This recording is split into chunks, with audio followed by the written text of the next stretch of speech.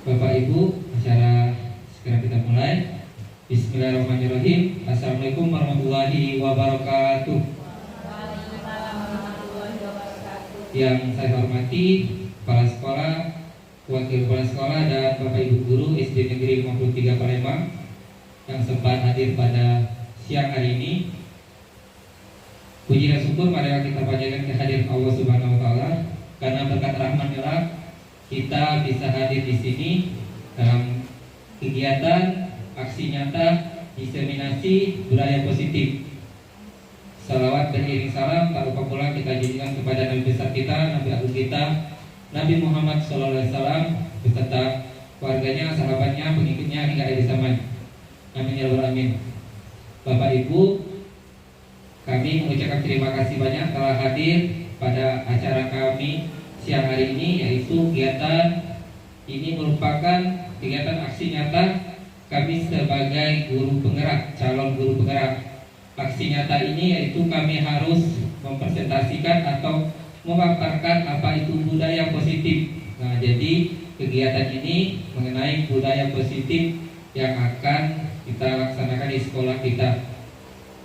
Oke, langsung ini budaya positif ini nanti kami berkolaborasi sama Ibu Trisna Handayani. Nanti ada dua sesi. Sesi pertama Ibu Trisna Handayani dan sesi kedua saya sendiri. Oke, ada 4 rangkaian kegiatan pada siang hari ini. Yang pertama itu kegiatan pembukaan, yang kedua yaitu pemaparan materi, yang ketiga tanya jawab, yang keempat refleksi atau penutup. Oke, langsung saja untuk mempersingkat waktu kita pada siang hari ini, kita mulai dengan pembukaan, yaitu marilah bersama-sama kita membuka kegiatan kita pada siang hari ini dengan melafazkan basmalah. Bismillahirrahmanirrahim. Ini acara kedua yaitu pemaparan materi. Yang pertama ini sesi pertama oleh Ibu Trisna Handayani. Pada Ibu Trisna kami persilakan.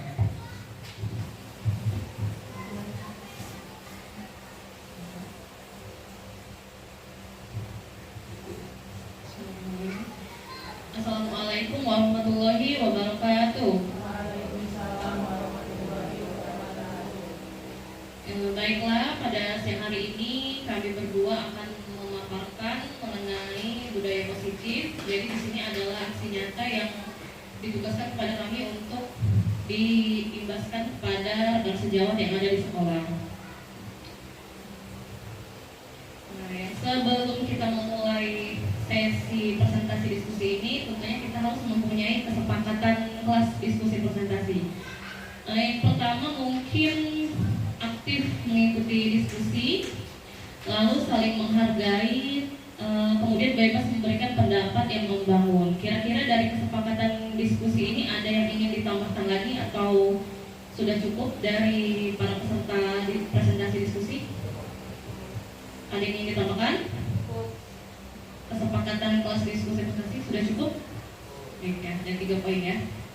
Selanjutnya, seorang guru itu harus memiliki kemampuan dalam mewujudkan budaya positif di sekolah. Budaya positif di sekolah dapat dijalankan dengan menerapkan konsep-konsep inti seperti disiplin positif, memahami motivasi perilaku manusia, berkaitan dengan hukuman dan penghargaan, posisi kontrol seorang guru, pembuatan keyakinan sekolah atau keyakinan kelas, dan penerapan segitiga restitusi di dalam penyelesaian masalah. Jadi ini adalah poin-poin yang akan kami sampaikan mengenai budaya positif ini. Ada beberapa poin seperti yang ada di slide di depan. Ada mengenai disiplin positif. Nah, ini adalah poin-poinnya.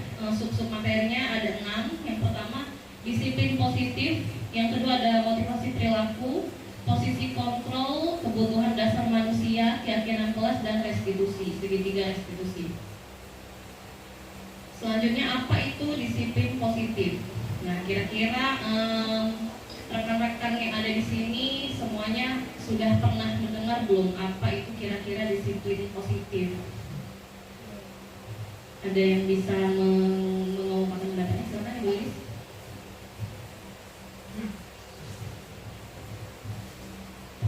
Terima kasih kesempatannya Ibu Trisna. Kalau menurut saya disiplin positif itu adalah penerapan disiplin yang mengarahkan anak pada tindakan-tindakan yang positif, seperti itu. Ya. Jadi benar seperti kata yang Ibu Iris sampaikan tadi, bahwa disiplin positif itu mengarahkan anak kepada kegiatan yang positif, seperti itu. Disiplin positif adalah suatu cara penerapan disiplin yang mengajarkan anak bertanggung jawab, menumbuhkan kesadaran diri berdasarkan nilai-nilai kebajikan. Disiplin positif ini lebih ke arah disiplin diri yang dapat mengontrol diri dari segala tindakan, dan juga membuat murid memahami dan menyadari berdasarkan motivasi internal, bukan karena paksaan, pujian, atau hukuman. Makna kata disiplin, menurut Bapak Kiai Dewantara menyatakan bahwa untuk menciptakan siswa yang merdeka, maka syarat utamanya harus mempunyai disiplin yang kuat, disiplin yang berasal dari motivasi internal atau dari dalam diri sendiri. Jika tidak mempunyai motivasi internal, maka diperlukan motivasi eksternal atau dari orang lain untuk mendisiplinkan dirinya. Baiklah, ini adalah tujuan disiplin positif untuk menanamkan motivasi kepada semua siswa kita agar mereka menjadi orang yang mereka inginkan dan menghargai diri sendiri dengan nilai-nilai yang mereka percaya. Motivasi ini berasal dari diri siswa yang tadi disebut motivasi internal, sehingga akan berdampak jangka panjang dan tidak akan terpengaruh dengan adanya hukuman dan hadiah. Nah, jadi di sini saya jelaskan terlebih dahulu mengenai motivasi internal dan eksternal tadi. Kalau motivasi internal itu berarti motivasi yang ada dari dalam diri siswa tersebut. Sedangkan motivasi eksternal itu adalah motivasi yang berasal dari luar, seperti dari guru, dari orang tua, dan lingkungan sekitarnya. Di sini ada tabel mengenai stimulus respon kepada teori kontrol tentang dunia. Jadi stimulus respon tentang dunia yang sebelah sini tabel yang warna putih itu ada penjelasannya. Realitas kebutuhan kita sama, semua orang melihat hal yang sama. Kita mencoba mengubah orang agar berpandangan sama dengan kita. Perilaku buruk dilihat sebagai suatu kesalahan. Orang lain bisa mengontrol saya, dan sampai terakhir itu ada model berpikir menang atau kalah. Jadi stimulus respon tentang dunia ini lebih kepada kita harus mengontrol orang lain seperti itu. Jadi lebih ke banyak negatifnya. Bagaimana cara kita untuk dari stimulus respon itu berubah ke teori kontrol tentang dunia. Jadi realitas kebutuhan setiap orang itu berbeda. Lalu kita juga berusaha memahami pandangan orang lain tentang dunia. Kemudian semua perilaku memiliki tujuan. Lalu hanya Anda yang bisa mengontrol diri Anda. Demikian juga kita tidak bisa mengontrol orang lain. Jadi bagaimana cara kita mengubah dari stimulus respon tentang dunia ke teori kontrol tentang dunia, dari negatif ke positif. Selanjutnya, apa itu motivasi perilaku? Motivasi perilaku merupakan suatu hal yang mempengaruhi perilaku manusia sebagai pendorong, keinginan, pendukung atau kebutuhan-kebutuhan yang dapat membuat seseorang bersemangat untuk memenuhi dorongan diri sendiri sehingga dapat bertindak dan berbuat menurut cara-cara tertentu yang akan membawa ke arah yang optimal.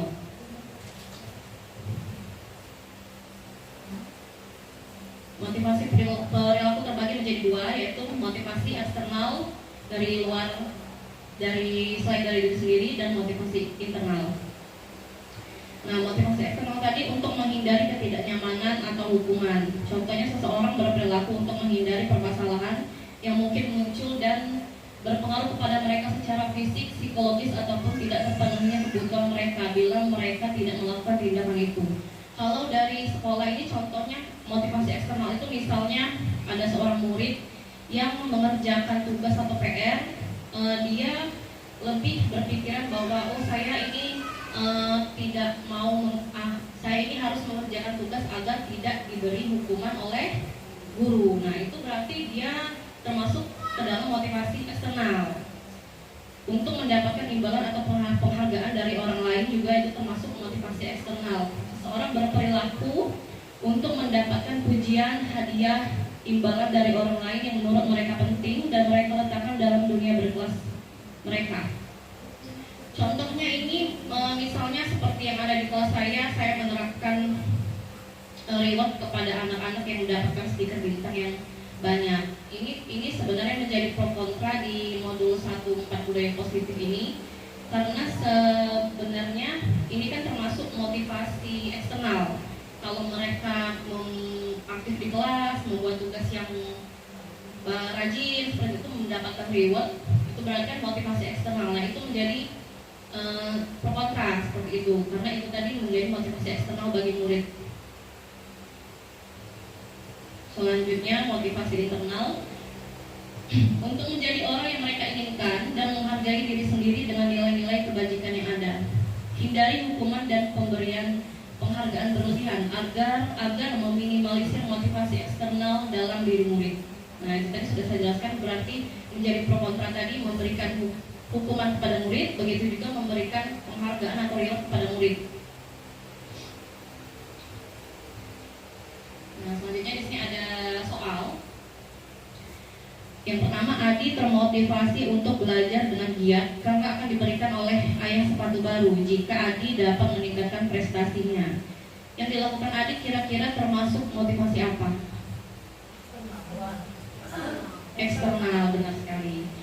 Berarti di sini Bapak Ibu sudah memahami apa itu motivasi eksternal dan internal.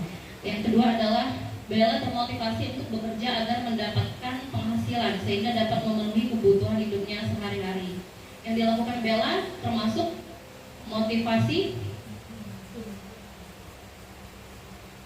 eksternal atau internal? Bella termotivasi untuk bekerja agar mendapatkan penghasilan internal, karena untuk memenuhi kebutuhan dirinya sendiri. Nah, selanjutnya saya akan menjelaskan tentang posisi kontrol guru. Ada 5 posisi kontrol guru. Menurut Dian Gosken, mungkin ya ini penyebutnya, terdapat 5 posisi kontrol seorang guru terhadap siswanya. Yang pertama adalah penghukum, yang kedua teman, pembuat rasa bersalah, pemantau, dan manajer. Nah, yang pertama adalah penghukum. Seorang penghukum dapat menggunakan hukuman fisik dan verbal. Guru yang menjalankan posisi penghukum akan berkata, patuhi aturan saya, atau awas nanti. Yang kedua, kamu selalu saja salah, jadi selalu menyalahkan murid. Nah, itu adalah posisi guru sebagai penghukum. Yang kedua, membuat orang merasa bersalah. Orang merasa bersalah pada posisi ini biasanya guru akan bersuara lebih lembut, menggunakan keheningan yang membuat siswa menjadi tidak nyaman, bersalah atau rendah hati. Contohnya, Bapak sangat kecewa dengan kamu. Berapa kali ibu harus memberitahu kamu ya? Contohnya, misalnya juga dalam kelas, ibu sudah susah-susah ngejelasin kamu tidak merhatiin. Nah, itu contohnya membuat orang merasa bersalah. Sebagai teman, dalam posisi ini guru tidak akan menyakiti murid, tetapi mengontrol siswa melalui persuasi, ajakan. Posisi ini dapat berdampak positif, dapat juga berdampak negatif. Positifnya berupa hubungan yang baik antara guru dan siswa, yaitu ayolah bantu demi ibu. Jadi meningkatkan hubungan antara guru dan murid. Untuk negatifnya, bila guru tidak dapat membantu, mungkin siswa akan kecewa karena guru itu tidak seperti yang dia inginkan. Gitu.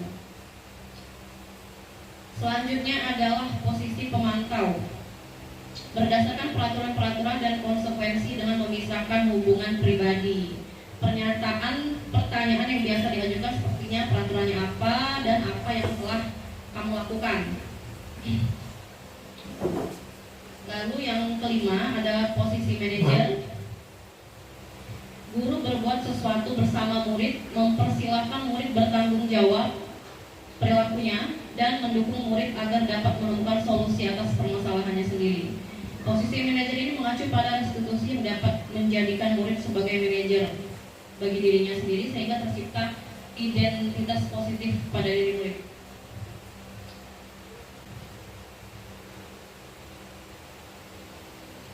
Di sini ada sedikit teks. Murid diajak menganalisis kebutuhan dirinya dan kebutuhan orang lain. Yang terpenting adalah kolaborasi dengan siswa. Kata-kata seorang manajer, posisi kontrol manajer ini seperti misalnya apa yang kita yakini itu dalam kegiatan kelas, apa yang kamu yakini. Jika kamu meyakininya, apakah kamu bersedia memperbaikinya? lalu rencana untuk memperbaikinya seperti apa, dan seorang manajer tidak mengatur perilaku siswanya tetapi untuk membimbing agar dapat mengatur dirinya. Nanti ini akan ada di segitiga restitusi yang akan dijelaskan oleh Pak Sahril. Posisi kontrol guru apa yang sudah kita terapkan dari kelima posisi kontrol tersebut? Nah, dari kelima posisi kontrol itu kira-kira apa yang baik untuk diterapkan? Jadi dari 5 posisi kontrol ini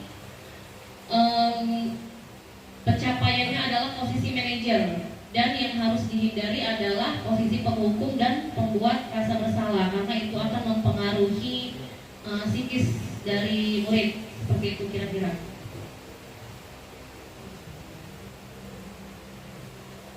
Selanjutnya, kebutuhan dasar manusia. Kebutuhan dasar manusia ini semua dilakukan untuk mempunyai tujuan, yaitu mendapatkan apa yang diinginkan. Ada 5 kebutuhan dasar manusia. Yang pertama, ini menurut William Glasser, ada bertahan hidup. Yang pertama. Yang kedua, cinta dan kasih sayang. Yang ketiga, penguasaan, kebebasan, dan kesenangan. Jadi 5 kebutuhan dasar ini semuanya harus kita penuhi dalam diri kita juga ya. Yang pertama adalah kebutuhan bertahan hidup. Kebutuhan yang bersifat fisiologis untuk bertahan hidup, misalnya kesehatan, rumah, dan makanan. Komponen psikologis dari kebutuhan ini adalah kebutuhan akan perasaan rasa aman.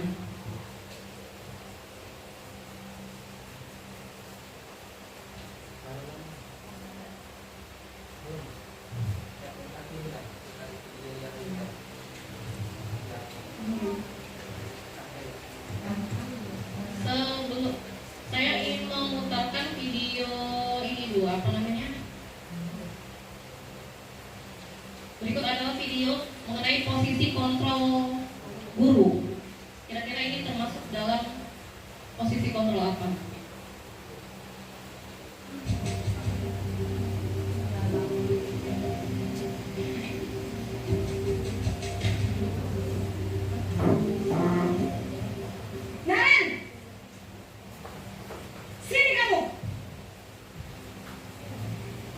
Selamat pagi, Bu.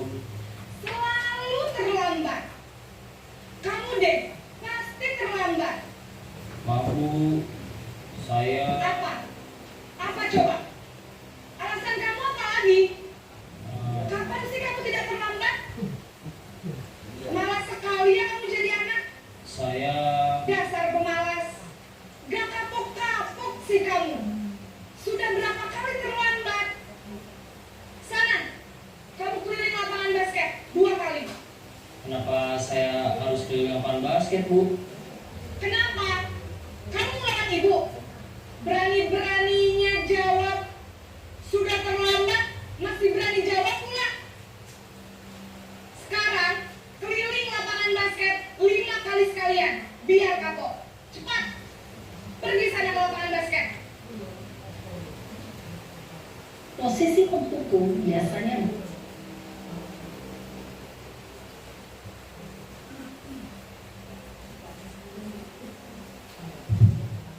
Nah, berdasarkan video yang kita amati tadi, itu termasuk ke dalam posisi penghukum. Jadi posisi tersebut sebaiknya dihindari di sekolah, di kelas. Kalau dalam modul yang sudah kami bahas ini, posisi penghukum itu sebaiknya dihindari karena bisa membuat dampak yang tidak baik untuk psikologis anak. Seperti itu rata-rata.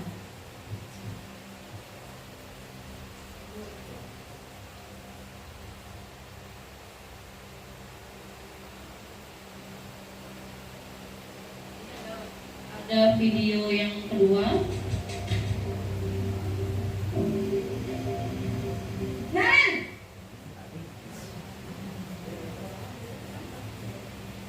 Selamat pagi, Bu. Naren!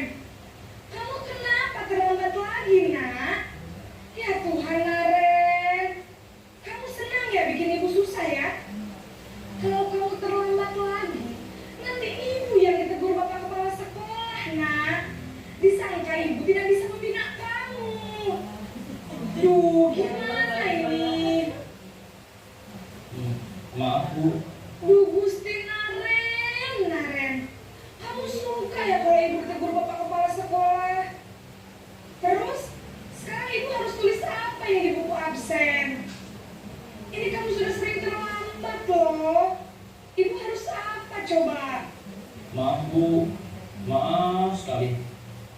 Ya sudah, lain kali jangan bikin ibu susah lagi ya nak ya.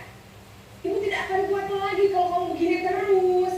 Bisa jantungan kalau ibu tegur bapak kepala sekolah. Sana cepat ke kelas. Maaf ya Bu, maaf sekali.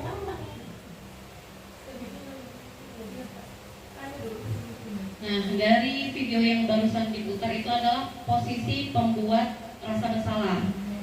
Jadi gurunya itu bilang kalau kamu terlambat terus bisa-bisa itu kena tegur oleh kepala sekolah. Jadi muridnya itu merasa nanti kalau dia terlambat gurunya yang disalahkan, nah jadi dia merasa dirinya itu bersalah seperti itu. Itu juga sebaiknya dihindari dalam pembelajaran yang kita lakukan di sekolah.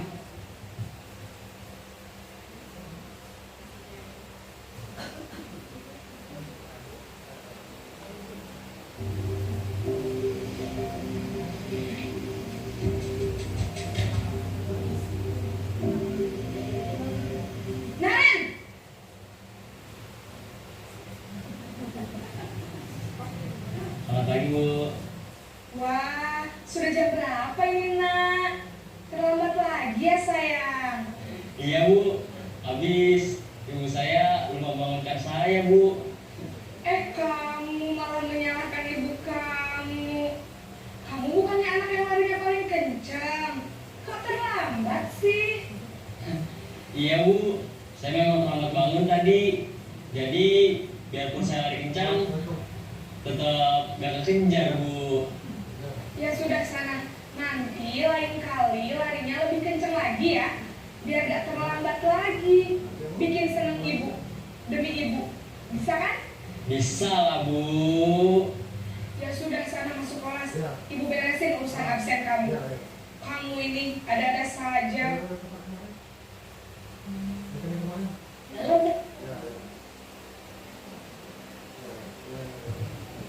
Dari video tadi itu adalah posisi kontrol sebagai teman, di guru sebagai seorang teman, mempunyai dampak positif dan negatif. Positifnya itu berarti membangun hubungan yang lebih erat antara seorang guru dan murid. Negatifnya, murid bisa kecewa karena guru bisa menjadi apa yang tidak dia inginkan, seperti yang tidak dia harapkan.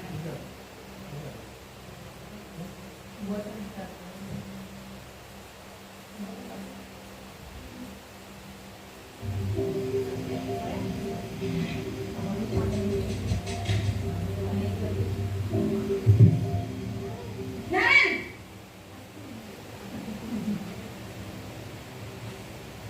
Selamat pagi Bu. Naren, apa peraturan sekolah kita tentang jam berapa kita harus masuk sekolah, nak? Kita harus di sekolah jam 7 Bu. Iya betul, sekarang sudah jam 7.20.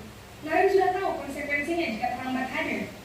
Paham Bu, saya harus tinggal kelas pas jam istirahat selama 20 menit. Iya benar, konsekuensinya demikian. Jadi nanti jam 9.30 pas istirahat, kamu harus tinggal di kelas, kerjakan tugas tambahan untuk ketertinggalan kamu, ya? Baik Bu. Posisi pemantau mengandalkan penghitungan atau data.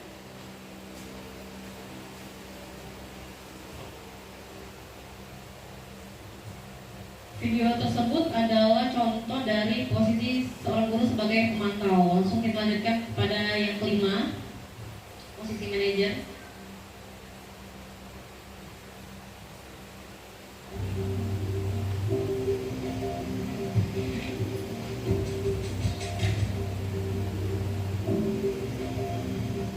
Naren!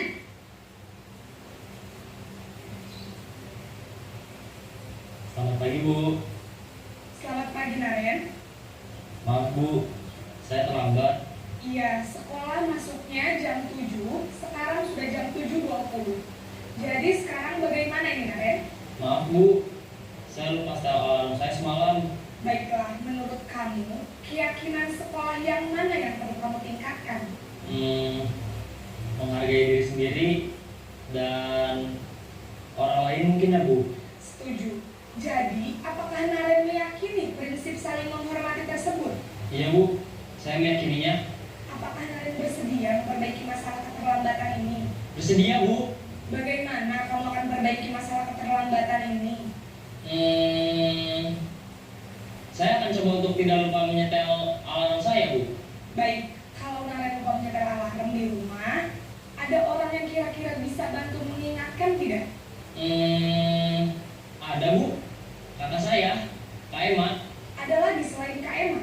Selain Kak Emma, ada ibu saya. Baik, jadi yang mengingatkan Naren adalah Kak Emma dan ibu kamu ya? Kira-kira akan mulai set alarm kapan nih Naren? Setelah pulang sekolah, akan segera saya lakukan. Baik, jadi Naren akan setel alarm untuk bangun besok pagi dan akan diingatkan oleh kakak dan ibunda Naren ya. Ada lagi yang mungkin perlu dilakukan Naren agar tidak terlambat bangun lagi?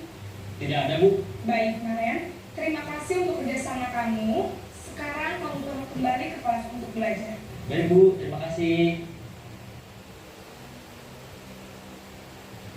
Nah, dari posisi kontrol yang kelima adalah posisi kontrol manager. Itu adalah posisi puncak dalam 5 posisi kontrol guru. Karena dalam posisi manajer ini sudah menerapkan dari 3 fase segitiga restitusi yang nanti akan dijelaskan oleh Pak Samril. Oke. Di sini saya akan melanjutkan materi. Tadi ada 3 materi yang telah disampaikan Ibu Trisna Handayani. Yang pertama tadi disiplin positif, yang kedua tadi teori motivasi, dan yang ketiga tadi 5 posisi kontrol guru ya. Oke. Oke, yang keempat yaitu materi kami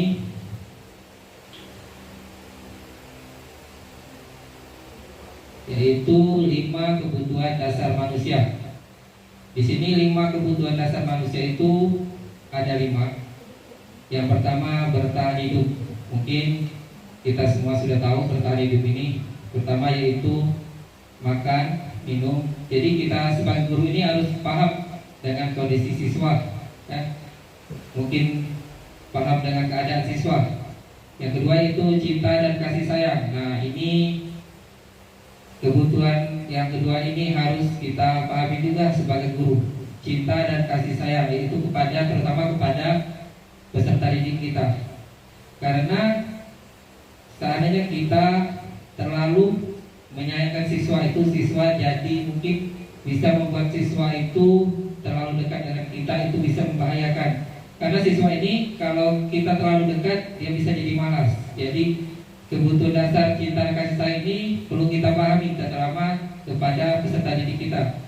Yang kedua yaitu penguasaan. Nah di sini penguasaan ini biasa sering dilakukan oleh peserta didik kita. Jadi kita harus paham penguasaan itu mereka selalu yakin, oh ini adalah Bu, misal Pak, saya bisa melakukan ini, saya hebat dari teman yang lain. Jadi penguasaan ini perlu kita hindari. Jadi dalam proses belajar itu kebutuhan dasar penguasaan ini perlu kita pahami terhadap perilaku peserta didik kita. Nah yang keempat yaitu kebebasan.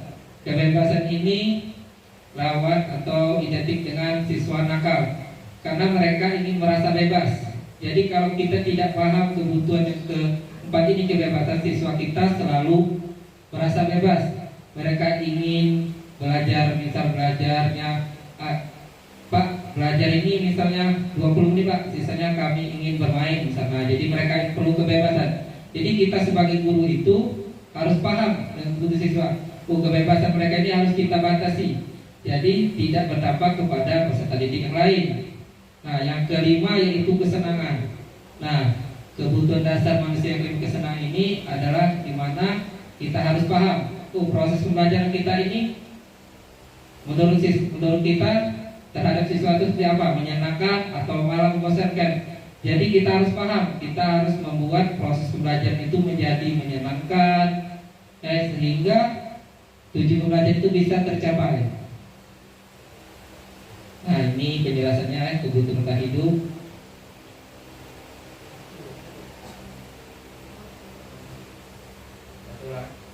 Nah ini kebutuhan bertahan hidup itu kebutuhan yang bersifat psikologis untuk bertahan hidup. Kesehatan, makan, kebutuhan cinta dan kasih sayang, kebutuhan untuk diterima. Jadi siswa itu harus merasa adanya kasih dan sayang dari kita sebagai guru. Yang kita hanya ada berapa siswa yang kita sayangi, misal si A, si B, tapi semua peserta didik kelas kita semua kita harus sama ratakan. Kita harus ada rasa kasih dan sayang terhadap semua siswa kita di dalam kelas. Nah, di sini kebutuhan bahasa tadi sudah saya jelaskan, yaitu pengakuan atau kemampuan. Jadi siswa itu harus ingin jadi pemimpin, jadi dia ingin menguasai kelas itu. Jadi kita batasi kebutuhan siswa yang penguasa ini. Jadi kita batasi, jangan sampai dia selalu menganggap dirinya hebat di kelas. Jadi ini salah satu kebutuhan yang harus kita pahami terhadap perilaku peserta didik kita. Nah, yang kebebasan ini, yang keempat itu kebutuhan kebebasan. Di sini siswa kita di dalam kelas jangan sampai kita tidak paham kebutuhan kebebasan ini. Karena kalau kita terapkan di kelas, siswa yang memilih ini jadi siswa ini bebas di kelas, sehingga dalam proses pelajaran bisa menghambat atau mengganggu teman-teman yang lain kalau dia tidak senang dengan pilihan dari temannya. Jadi kita harus paham, kebebasan ini kita batasi sehingga proses pembelajaran bisa berjalan dengan baik. Nah, yang terakhir kebutuhan kesenangan, kebutuhan untuk merasa senang ini perlu kita terapkan di kelas.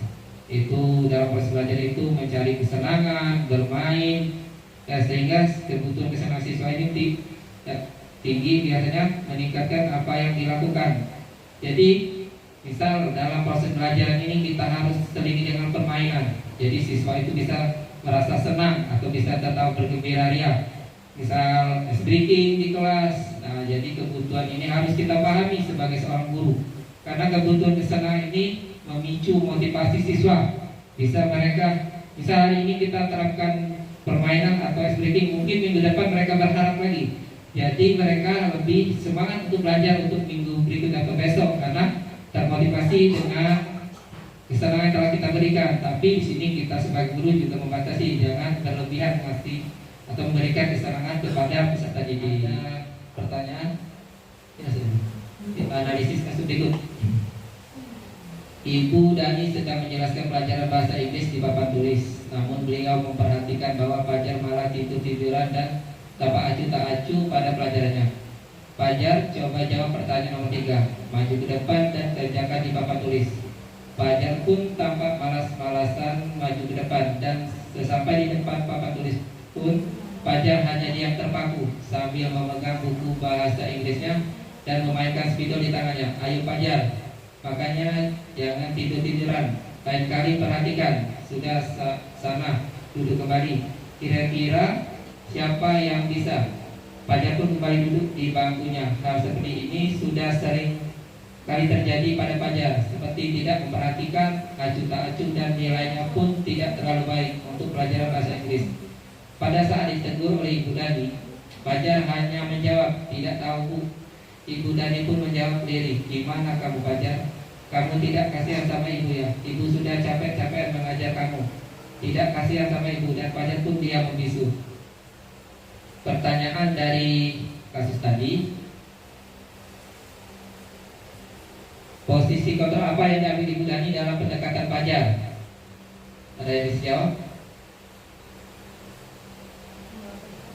Atau diulang lagi soalnya? Kalau dulu ya, sebentar. Nah.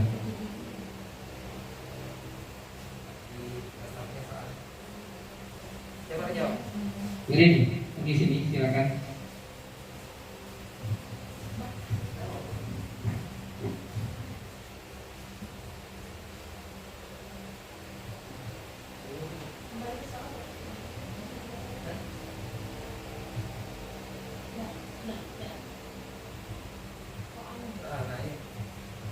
Posisi kontrol yang diambil oleh Ibu Dani adalah posisi kontrol merasa bersalah, membuat dari murid merasa bersalah. Jadi posisi kontrol yang diambil oleh Ibu Dani tadi membuat merasa bersalah. Oke, nomor 2 yaitu ada bisa jawab untuk nomor 2, membaca sikap Fajar. Kira-kira kebutuhan apa yang diperlukan Fajar? Sekarang kebutuhan apa yang Oke. Sekarang kebutuhan tadi posisi kontrol, sekarang kebutuhan manusia tadi. Tadi ada 5. Bertahan hidup, cinta kasih sayang, kebebasan, penguasaan, dan kesenangan. Oke, Bu Desi sini.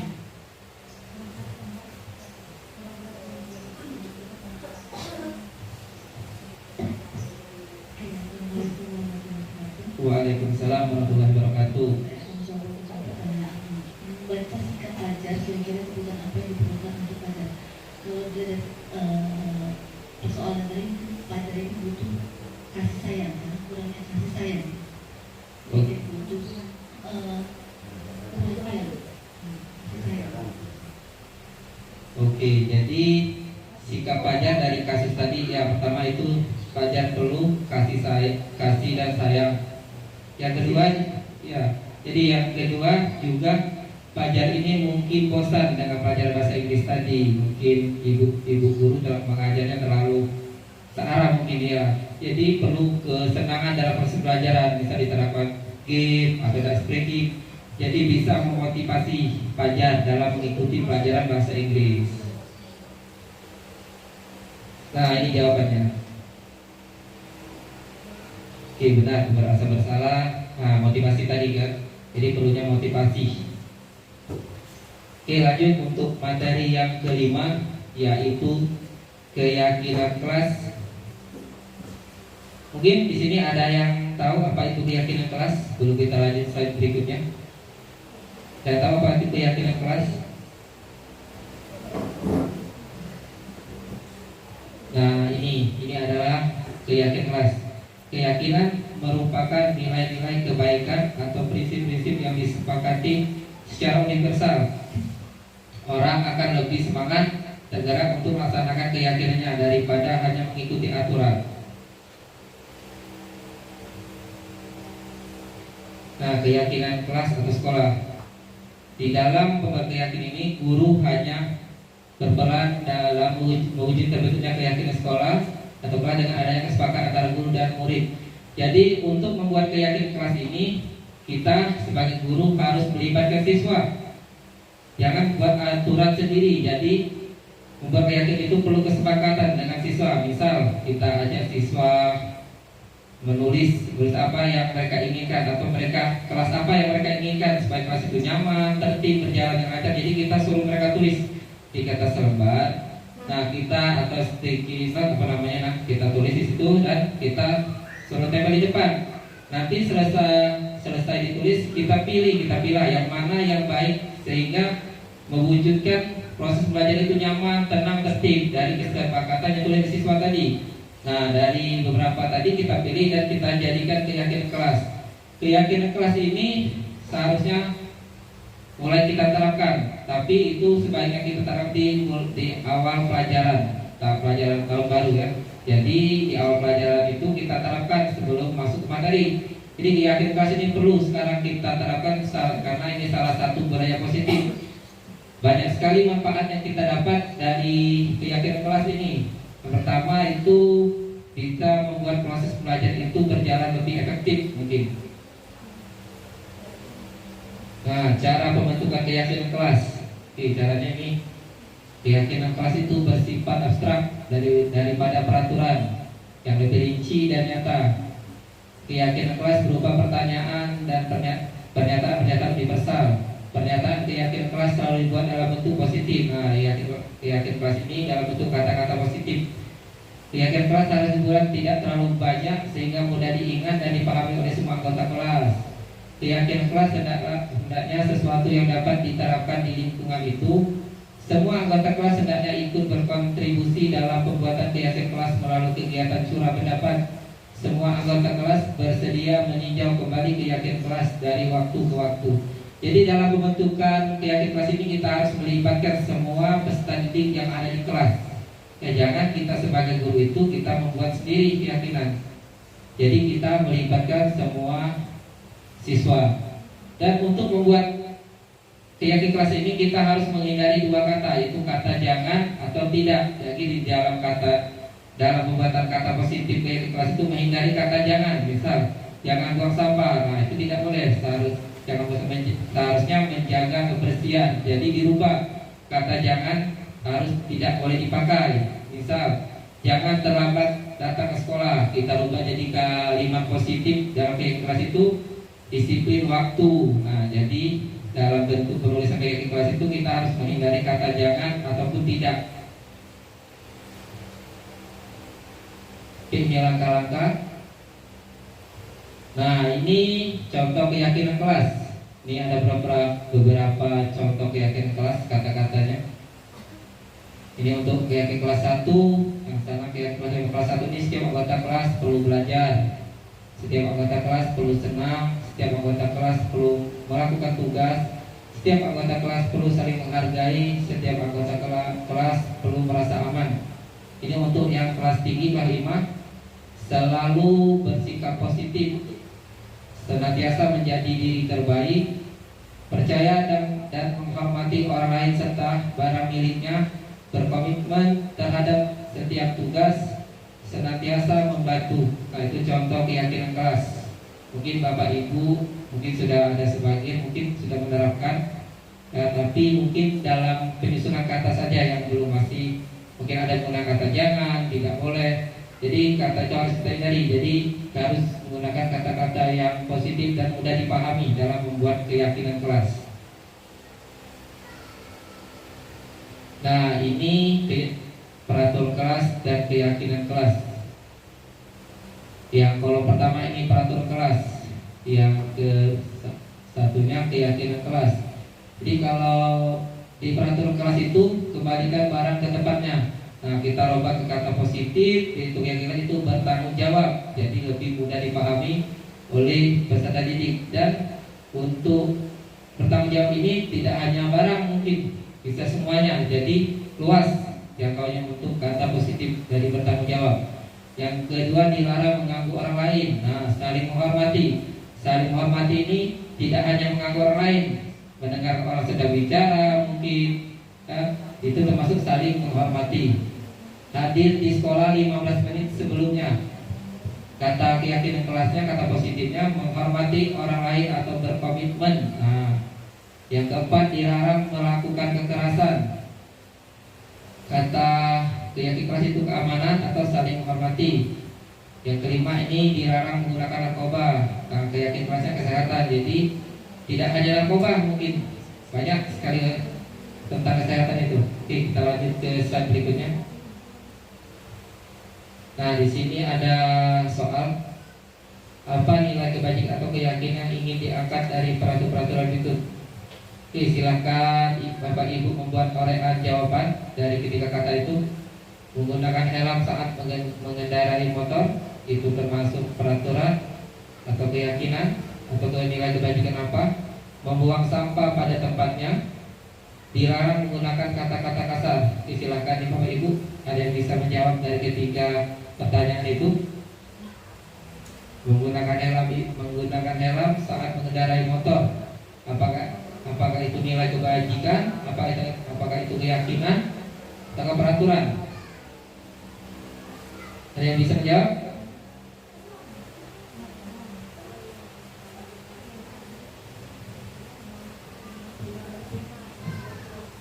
Ya, yang ada yang bisa jawab? Yang pertama, yang kedua, yang ketiga?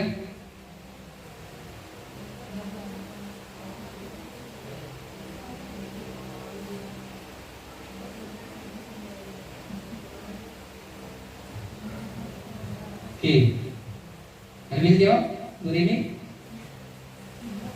Oke, sudah dilanjut. Nah, untuk yang pertama itu bukan keyakinan kelas, tapi nilai kebajikan. Jadi menggunakan helm saat mengendarai motor adalah nilai kebajikan keselamatan.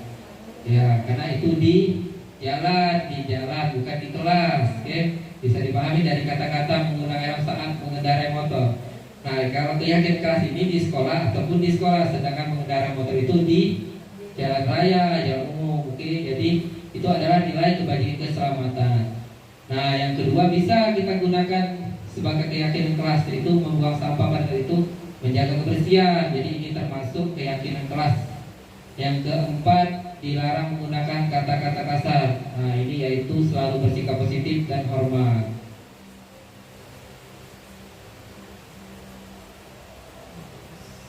Dalam penerapan keyakinan kelas, jika terjadi pelanggaran tertentu akan ada sanksi atau hukuman atau restitusi. Hukuman merupakan identitas gagal dan disiplin merupakan identitas berhasil. Saya akan ini slide ini. Oke, nah mungkin Bapak Ibu bisa menjawab juga dari kata-kata ini.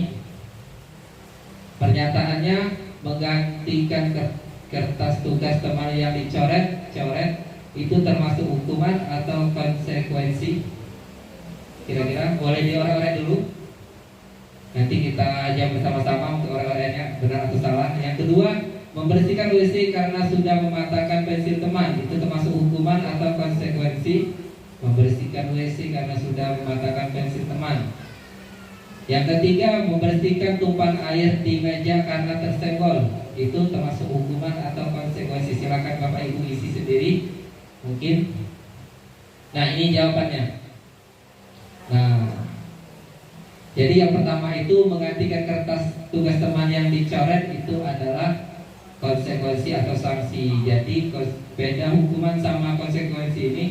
Konsekuensi itu terjadi pada saat itulah. Jadi kita memperbaikinya pada saat itulah. Kalau hukuman itu sudah kita buat dari awal mungkin.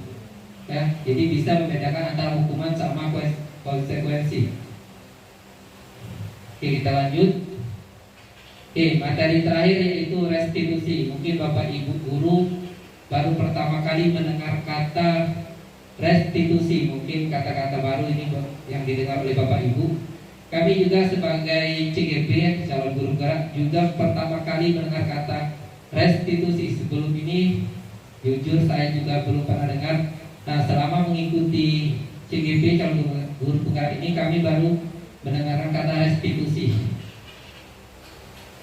Nah, restitusi itu menurut dosen, restitusi merupakan proses menciptakan posisi bagi siswa yang memperbaiki kesalahan mereka sehingga mereka bisa kembali pada kelompoknya dengan karakter yang lebih kuat. Restitusi dapat membantu siswa menjadi lebih mempunyai tujuan, disiplin positif, dan memulihkan dirinya ketika berbuat kesalahan. Restitusi menguntungkan korban dan si pembuat salah. Oke, ciri-ciri restitusi. Bisa lewatkan ini. Nah, ini adalah sesuatu yang harus kita terapkan di sekolah. Jadi telah dijelaskan oleh Ibu Trisna Handayani, yaitu ada 5 posisi kontrol sebagai guru. Jadi kita sebagai guru itu harus menerapkan posisi kontrol yang kelima, yaitu manajer. Jadi sebagai guru itu kita harus menjadi manajer. Nah, apa sih manajer? Kita kalau jadi manajer itu dalam penyelesaian masalah baik dengan siswa, terutama dengan siswa karena kita sebagai guru. Jadi kalau siswa ada yang berbuat salah atau melakukan kesalahan, kita harus memakai itu namanya segitiga restitusi. Dan segitiga restitusi ini ada 3 langkah. Nanti saya jelaskan pada slide berikutnya. Dan guru yang berperan sebagai manajer menggunakan segitiga restitusi dalam penyelesaian masalah. Nah, ini 3 tahapan. Yang pertama itu menstabilkan identitas, validasi tindakan yang salah, dan menanyakan keyakinan kelas. Tujuan dari restitusi ini adalah membuat, pertama ini ditulis ini, tujuannya menghasilkan murid yang mandiri dan bertanggung jawab. Ya, di sini dalam menyelesaikan masalah itu kita menyuruh atau mencari solusi itu siswa sendiri mencari solusinya dalam penyelesaian masalah itu. Oke, ini kata-kata dalam tahapan segitiga restitusi. Ini ada yang paling bawah ini menstabilkan identitas. Setiap orang pasti pernah melakukan kesalahan. Nah, ini kata-kata dalam kita menanggap atau kita menangani masalah yang telah dilakukan oleh siswa kita. Jadi menstabilkan identitas itu kita harus menggunakan kata-kata seperti ini. Setiap orang pasti pernah melakukan kesalahan. Kamu bukan satu-satunya yang pernah melakukan ini. Nah, ini contoh kata-kata. Jadi kata-kata yang kita ucap kepada peserta didik yang melakukan kesalahan itu harus kata-kata yang membuat dia menjadi tenang.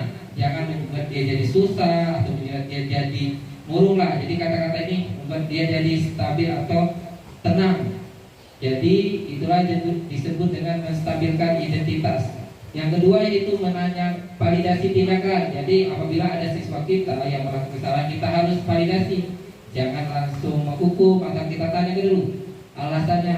Misalnya contoh, kamu tentu punya alasan. Nah, jadi alasan siswa kita terlambat itu apa alasannya? Kita tanya terlebih dahulu. Dan cara yang lebih efektif untuk mendapatkan, nah caranya juga kita tanya kepada peserta didik yang melakukan kesalahan. Dan tindakan yang terakhir yaitu menanyakan. Nah tadi jadi apabila siswa kita melakukan kesalahan, kita menanyakan keyakinan kelas yang terakhir dibuat tadi, keyakinan kelas mana yang mereka langgar. Nah misal tadi datang terlambat, jadi kita tanya kepada peserta didik keyakinan kelas yang dilanggar itu apa? Misal disiplin waktu. Nah ini contoh kata-kata menstabilkan identitas.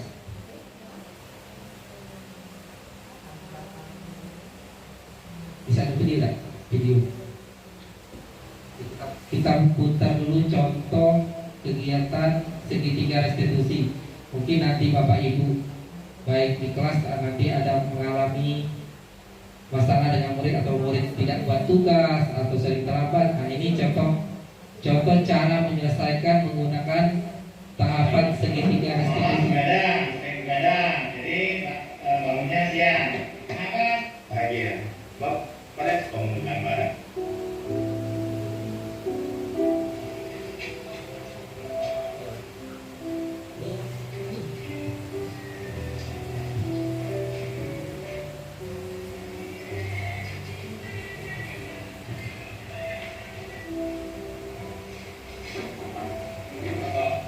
Ya, jadi dan ini saya panggil kamu menghadap saya selaku wakil kepala sekolah bidang siswaan karena saya mendapatkan laporan dari guru JKT dan beberapa dewan guru lainnya serta mendapatkan konsultasi dari guru bimbingan konseling bahwasanya kalian sudah sering melakukan pelanggaran. Nah, hari ini saja kalian sudah melakukan pelanggaran 2. Masih ingat apa pelanggaran yang kalian lakukan hari ini? Ya betul Pak, saya dan teman saya Dodi memang melakukan kesalahan pada hari ini. Yang pertama pada pagi tadi kami awal dan di pertengahan jam pelajaran diberi kami bolos Pak. Bolos kemana? Ke kantin Pak. Ke kantin. Benar juga ikut bolos ke kantin? Yuk, ikut. Ya, kalau kalian sudah tahu kesalahan kalian itu apa, bagus, artinya kalian tahu bahwa kalian secara sadar telah melakukan kesalahan. Dan kesalahan itu semuanya punya konsekuensi, punya sanksi yang sudah disepakati oleh pihak sekolah. Sekarang Najib dan Doni semuanya tapi ada alasannya. Kenapa faktanya kamu berdua sering terlambat sekolah dan kenapa kalian berdua beberapa kali bolos ke kantin? Kami sering terlambat karena saya sering membantu orang tua saya pada malam hari dan kami sering ke kantin karena merasa lapar Pak. Walaupun bukan jam sekolah, bukan jam istirahat ya. Ya Pak. Kalau Doni, kenapa sering terlambat Doni? Semalam begadang, sering begadang. Jadi bangunnya siang. Kenapa sering ke kantin? Beberapa kali ke kantin. Karena dari rumah nggak sempat makan. Jadi kalian bolos ya dengan guru lain ya. Oke, Najib dan Doni, karena kalian sudah tahu kesalahannya, yaitu terlambat dan membolos. Sekarang faktanya, kira-kira hal positif apa yang bisa kalian lakukan untuk menggantikan sebagai konsekuensi dari kesalahan yang kalian berbuat? Saya ingin dengar hal positif apa yang bisa kamu lakukan untuk sekolah ini sebagai pengganti kesalahan kamu. Ya Pak, pertama kami akan berjanji tidak akan mengulanginya lagi bolos di badai pelajaran. Yang kedua kami akan meminta maaf kepada guru yang bersangkutan. Dan ketiga kami akan membersihkan lapangan sekolah karena kami lihat di sekolah masih ada sampah yang berserakan. Dan kami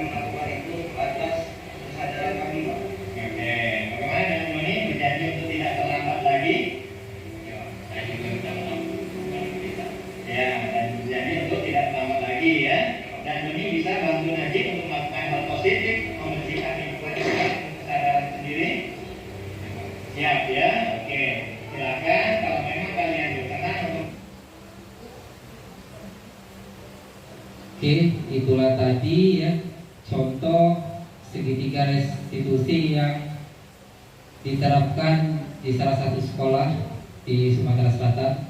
Kalau salah tadi SMA 1 Pemulutan Barat ya.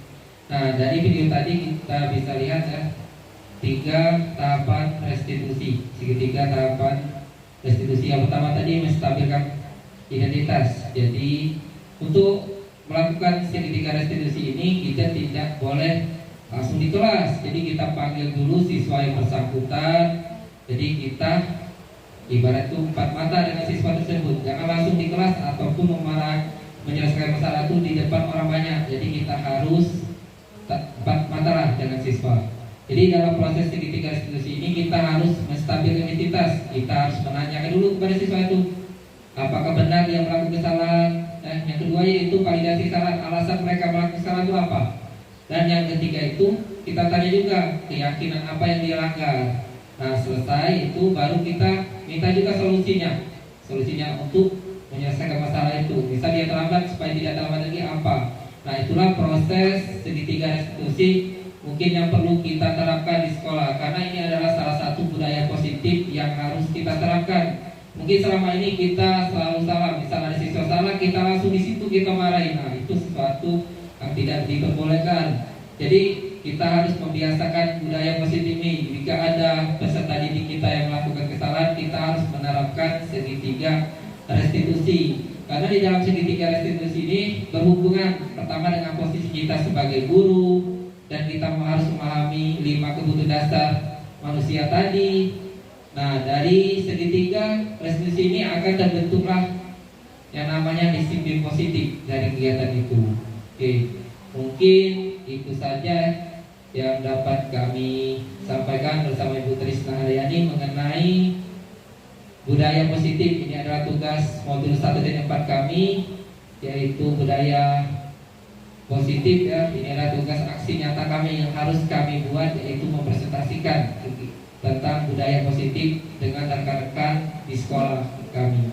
Oke, itulah tadi materi dari kami. Dan langsung saja untuk persingkat waktu, yaitu sesi yang ketiga yaitu tanya jawab. Mungkin ada Bapak Ibu yang ingin bertanya atau boleh mengasih saran juga boleh ya, atau mengasih masukan kepada kami yang menyampaikan materi. Kami persilakan yang ingin bertanya atau memberikan masukan atau saran boleh angkat tangan. Oke, silakan Ibu perkenalkan namanya dulu. Namanya. Assalamualaikum warahmatullahi wabarakatuh. Waalaikumsalam warahmatullahi wabarakatuh. Izin pada Bapak Kepala Sekolah, Pak Yudi, dan juga beserta Ibu-Ibu dan Bapak-Bapak yang ada di sini. Nama saya Ibu Emi. Saya mau bertanya tentang penerapan disiplin positif. Bagaimana cara mengatasinya? Dan pertanyaan kedua, dan juga bagaimana cara menjaga konsistensinya. Oke, berarti bagaimana cara menerapkan budaya positif Ya, di sekolah? Bagaimana cara mengatasi kendala dan penerapan disiplin positif? Bagaimana kendala? Cara mengatasinya. Benar. Oke. Bila ada kendala kita tuh harus mengatasinya. Nah, itu poin penting pertanyaan yang kedua tadi. Menjaga. Oke, berarti mempertahankan budaya positif di sekolah kita. Itu intinya. Ya. Nah, oke, terima kasih pada Ibu Eli. Oke, satu pertanyaan lagi. Kami silakan. Silakan Ibu Rini. Perkenalkan namanya. Assalamualaikum warahmatullahi wabarakatuh. Izin Pak Yudi ya. Saya hanya mempertanyakan sedikit saja. Apa perbedaan keyakinan kelas dan peraturan? Oke. Jadi pertanyaan dari Ibu ini apa perbedaan keyakinan kelas dan peraturan sekolah atau peraturan kelas ya? Iya. Oke, terima kasih.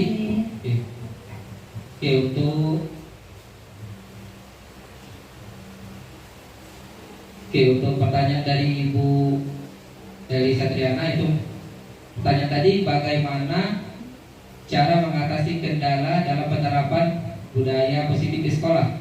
Oke, kita lihat dulu. Di sini mungkin kendala pertama kita lihat kendala di kelas dulu. Mungkin kendala di kelas ini pertama ini siswa ini masih banyak melakukan kesalahan misalnya. Jadi cara mengatasi pertama, misal kita telah membuat keyakinan kelas, telah kita buat di kelas, masih ada siswa yang melanggarnya. Nah, itulah perlunya namanya tindak lanjut atau refleksi. Jadi setiap 1 bulan atau 2 bulan kita bentuk lagi, kita kasih pemahaman lagi kepada peserta didik bahwa apa yang dia lakukan itu tidak baik dilakukan, harus kita taati dan kita lakukan. Mungkin itu cara pertama. Yang kedua yaitu mungkin kita, kalau di kelas ini ya, kendala di kelas dulu, kita berkolaborasi dengan teman sejawat ya. Kita berkolaborasi dengan teman sejawat. Di kelas kami misalnya masih banyak siswa yang melakukan atau yang melanggar keyakinan kelas. Nah, jadi kita berkolaborasi, minta pendapat dengan teman sejawat cara menyelesaikan kendala tadi. Nah, itu untuk di kelas kendalanya. Kalau yang kedua ini mungkin kendala di sekolah. Nah, cara mengatasi kendala yang di sekolah ini, misal banyaknya siswa yang terlambat. Pertama, juga sama, kita harus berkolaborasi dengan warga sekolah, di mana warga sekolah ini semuanya ada di lingkungan sekolah, baik itu kepala sekolah, warga sekolah, komite sekolah, dan rekan-rekan sejawat di sekolah kita. Jadi kita harus berkolaborasi cara mengatasi kendala dalam penerapan budaya positif ini, karena dengan kerjasama yang baik akan menghasilkan disiplin positif atau hal-hal positif yang baik di sekolah kita. Oke, itu untuk cara mengatasi. Nah, yang kedua, cara mempertahankan penerapan budaya positif di sekolah. Mungkin cara yang paling pertama untuk mempertahankan budaya positif di sekolah kita harus mungkin selalu memberikan atau yang dinamakan di sekolah kita ini kita harus membentuk yang namanya komunitas praktisi. Karena mungkin Bapak Ibu juga baru dengar ini komunitas praktisi, di mana cara kita di dalam komunitas itu kan kita mencari masalah secara bersama-sama. Komunitasnya itu alamiahnya semua guru yang ikut serta di situ. Nah, jadi kita juga harus diwajibkan membentuk komunitas praktisi di sekolah kita. Nah, dari komunitas ini kita bisa bersama-sama menghadapi kendala, cara mempertahankan penerapan budaya positif. Karena budaya positif ini mungkin sudah sering kita terapkan di sekolah kita, tapi mungkin kita hanya searah, kita dengan kita sendiri di kelas, misal kelas Ibu Eli, mungkin di kelas Ibu Eli ya. Nah, jadi budaya positif di sekolah itu harus bersama-sama kita terapkan, sehingga terbentuklah kebiasaan-kebiasaan positif yang dapat memperbaiki pembelajaran di sekolah kita, baik itu untuk peserta didik maupun guru-guru dan semua warga di sekolah. Mungkin itu saja, atau ditambah di tulis? Tidak. Oke, mungkin itu Ibu Eliana mengenai cara mengatasi dan mempertahankan budaya positif di sekolah. Oke, langsung untuk pertanyaan kedua, Ibu Trisna. Ini pertanyaan tadi, apa perbedaan keyakinan kelas dan peraturan kelas?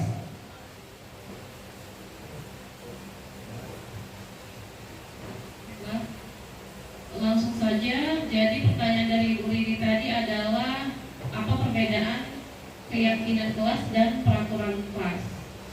Baiklah, untuk seperti yang sudah ada di slide keberapa tadi ya, tadi akan ada tabelnya.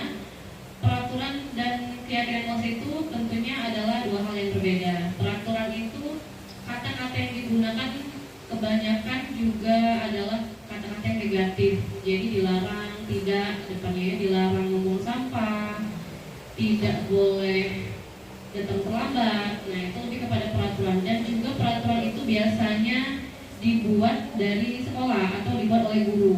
Tetapi kalau keyakinan kelas itu biasanya disepakati oleh guru dan murid. Jadi disepakati antara guru dan murid. Apa yang dikehendaki murid di dalam kelas itu menjadi disepakati bersama, menjadi keyakinan kelas bersama yang biasanya nanti akan ditinjau dari waktu ke waktu. Jadi keyakinan kelas itu tidak hanya di awal saja, tapi nanti akan ditinjau secara berkala seperti itu. Dan juga penggunaan kata yang digunakan dari dalam keyakinan kelas itu adalah kata-kata yang positif. Bagaimana Ibu ini? Contohnya kayak tidak boleh datang terlambat, itu adalah peraturan. Keyakinannya datang tepat waktu. Iya, seperti itu. Jadi penggunaan kata yang positif di dalam keyakinan kelas. kelas, datang tepat waktu. Berarti itu kan maksudnya tidak boleh terlambat seperti itu ya. Terima kasih. Sudah cukup ya. Terima kasih Bu Rini. Oke, mungkin kami hanya membuka satu sesi pertanyaan ya. Oke, untuk kegiatan kali ini mungkin selesai. Yaitu acara terakhir yaitu refleksi atau penutup. Mungkin refleksi nanti saya sendiri yang akan menyampaikan. Oke, untuk kegiatan pada siang ini, kesimpulan dari kegiatan kita yang pertama yaitu di masalah budaya positif ini. Yang pertama itu disiplin positif. Jadi kita sebagai guru ini harus membiasakan pembiasaan perilaku yang bersifat positif. Terutama misal kita selalu datang tepat waktu.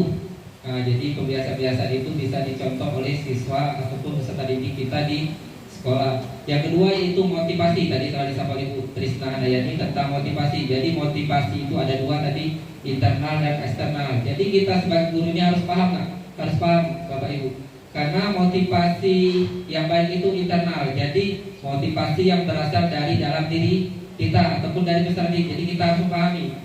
Jangan kita memberikan motivasi kepada siswa itu dari luar atau eksternal. Misal, kalau siswa ini dapat nilai 100, kita kasih coklat misalnya, kita kasih pujian. Nah, itu tidak diperbolehkan. Karena bisa itu membuat siswa itu malas. Selesai. Kalau kita tidak memberikan pujian lagi atau reward atau penghargaan, mereka jadi malas. Nah, jadi motivasi yang dari luar itu kita hindari. Jadi kita terapkan motivasi internal yang berasal dari dalam diri peserta didik. Yang ketiga itu tadi tentang 5 posisi kontrol kita sebagai guru. Jadi kita sebagai guru itu tadi 5 posisi kontrolnya ada 5. Ada penghukum, pembuat rasa bersalah, teman, dan pemantau, dan yang kelima manajer. Jadi kita di guru itu, kita jadi guru kan harus menjadi manajer. Manajer untuk diri kita sendiri maupun peserta didik. Jadi dengan posisi manajer ini kita dapat memimpin proses pembelajaran. Misalnya ada masalah di kelas, kita bisa selesaikan. Nah, jadi posisi manajer ini harus kita miliki sebagai seorang guru. Yang kelima, materi keempat tadi yaitu 5 kebutuhan dasar manusia. Nah, jadi kita harus paham juga 5 kebutuhan dasar manusia, terutama kepada peserta didik kita. Ada 5 kebutuhan bertahan hidup, cinta dan kasih sayang, ada kesenangan, penguasaan, dan kebebasan. Jadi kita harus paham, siswa ini kurangnya kesenangan. Jadi kita harus bisa menguasai karakter peserta didik dari 5 kebutuhan dasar ini tadi.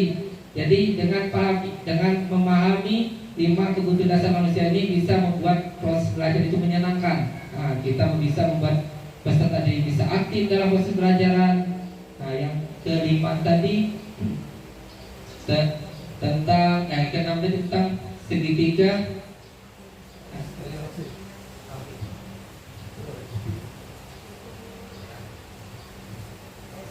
Baiklah, yang keenam adalah mengenai segitiga restitusi. Jadi ada 3 fase. Yang kelima keyakinan kelas.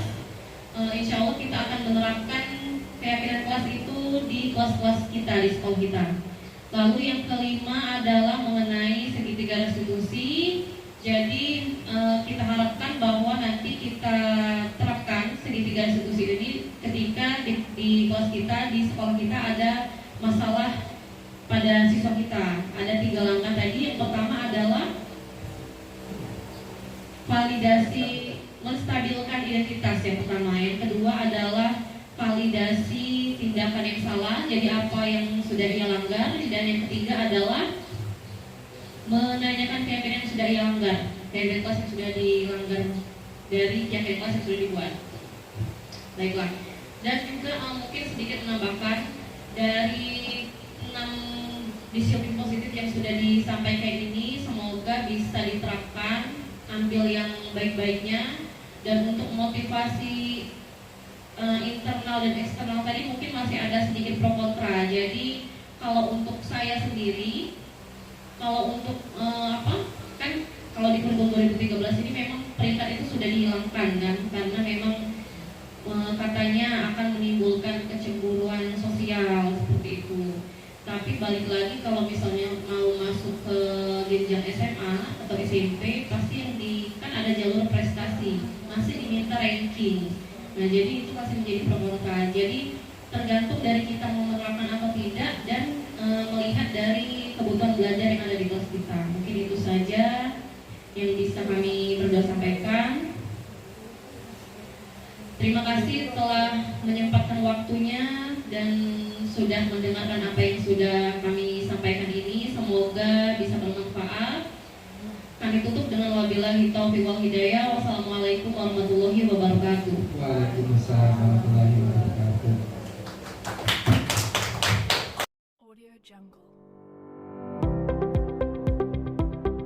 Bismillahirrahmanirrahim. Assalamualaikum warahmatullahi wabarakatuh.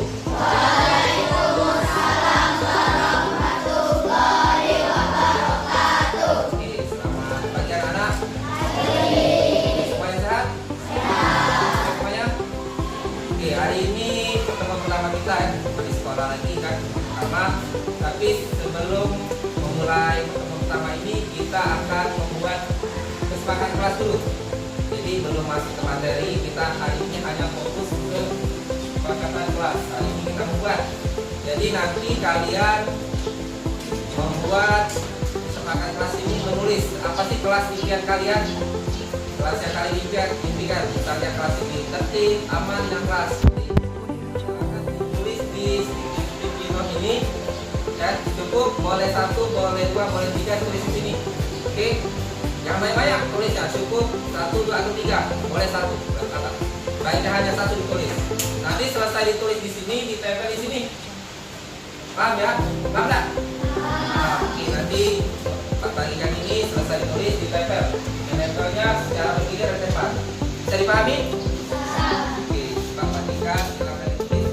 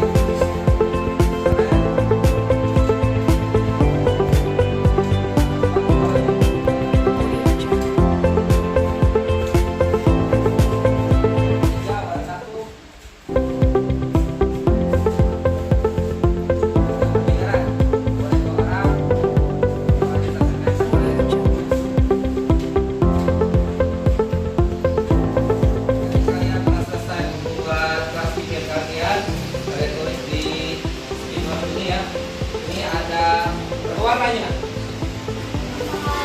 ada warna hijau, pink, oranye, sama kuning. Oke, dari semua kelas yang kalian buat ini nanti kita pilih dulu nak. Kita gabung jadi satu dulu. Misal dari yang kebersihan kita gabung yang kebersihan semuanya. Oke, paham tak?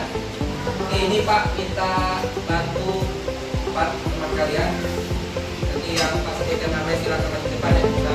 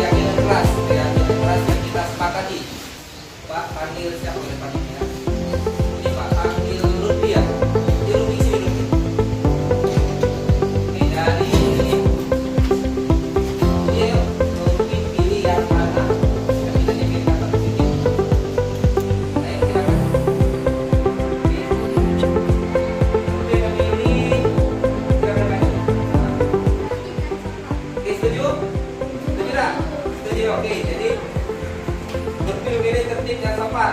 Itu dia. Oke, silakan.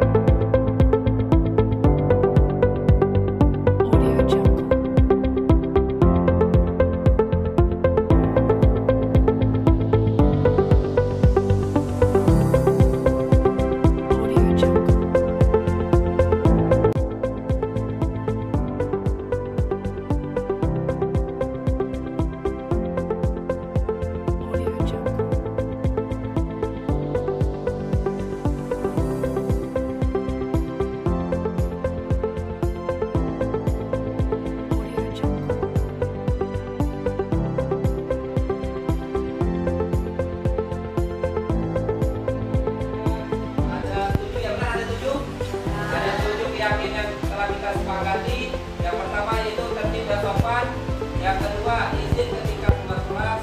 Yang ketiga, berkata sopan dan saling menghormati. Yang keempat, datang tepat waktu. Yang kelima, mengerjakan tugas tepat waktu.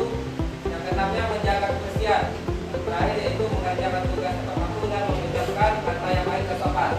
Jadi ada 7 keyakinan kelas yang harus kalian taati, kalian jalani, sehingga proses pelajaran kita menjadi nyaman, tertib dan tenang. Bisa tak?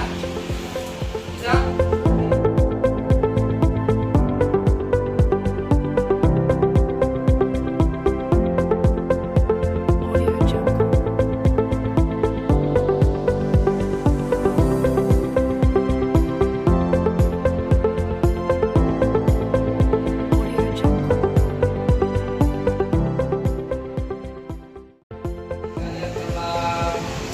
Melakukan kegiatan menyetujui dengan menandatangani diakinkan surat-surat seperti tadi ada 7 ya, ada 7. Oke, setelah kali tanda-tangani buat penandatangan ini. Oke, berarti diakin kelas ini setelah selesai kita buat ya, diakin kelas ini mulai berlaku hari ini sampai seterusnya selama kalian mengikuti pelajaran Pak. Oke, bisa dipahami? Pak berharap kalian bisa melaksanakan dan mentaati diakin kelas ini sehingga dengan melaksanakan diakin kelas ini dengan baik, kelas impian kalian bisa tercapai dan dalam proses belajar bisa nyaman, tertib dan tenang. Oke, kegiatan hari ini pembuatan diakin kelas telah selesai. Ada pertanyaan? Oke, kalau ada pertanyaan Pak akhiri ya kegiatan